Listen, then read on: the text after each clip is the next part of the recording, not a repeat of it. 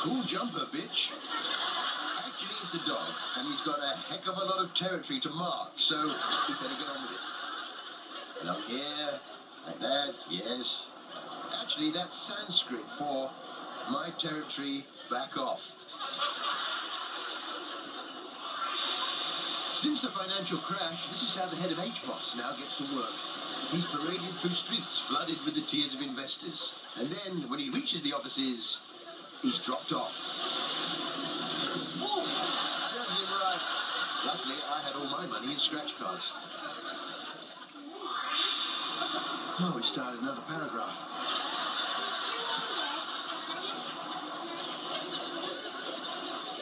These dogs are actually 85% bladder. I read that on Wikipedia, so it must be true.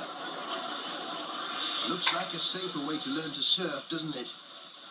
But if you slip up, you're swept off and into London's elaborate sewage system. Your destination, one of Britain's beaches. The twin-headed parking meter, every traffic warden's dream. I just got that on video. Good grief. Just the final bit. Subclause for paragraph 2. Yours sincerely, a dog. Full stop. Territory marked.